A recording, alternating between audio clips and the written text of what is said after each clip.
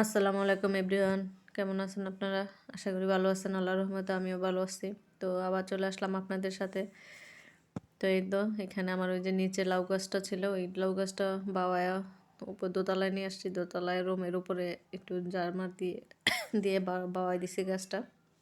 তো এখানে মাশাআল্লাহ অনেকগুলো লাউয়ের করে আসছে, এগুলোই শেয়ার করলাম আপনাদের সাথে।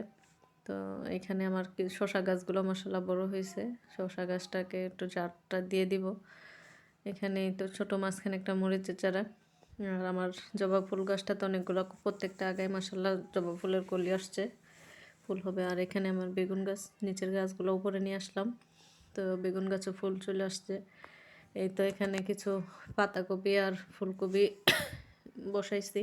তো এখান থেকে চারাগুলো লাইরে আবার এখানে বেড বানায় বেডের মধ্যে বসাই দিছি সিমেন্টের বস্তা কেটে। তো এখানে পেঁপের চারা বসাইছি আর হচ্ছে মিষ্টি মিষ্টি আলু লতা কাইটা বসাইছি। মাশাআল্লাহ মিষ্টি আলু লতাগুলো হয়ে গেছে। তো এখানে যে আরেকটা পেঁপের চারা একসাথে দুইটা করে দিছি, যেটা ভালো হয় ওটা রাখবো, যেটা একটু হয় ওগুলো কাইটা দিব। তো এই তো আমার সিম গাছটা আস্তে আস্তে টালে বাইতেছে। খুব বেশি বাইতেছে না কেন বুঝি না, গাছটা এত সময় লাগে বাইতে, অনেক সময় নিতেছে বাই না। তো এখানে হচ্ছে আমার বরবটি গাছগুলোও বড় হয়েছে, নিচে একটা লাউয়ের চারাও হয়েছে।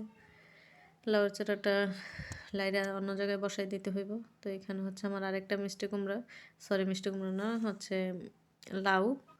তো এটাও মোটামুটি ভালো পাইছে। আর এখানে আরেকটা পেঁপের চারা আছে।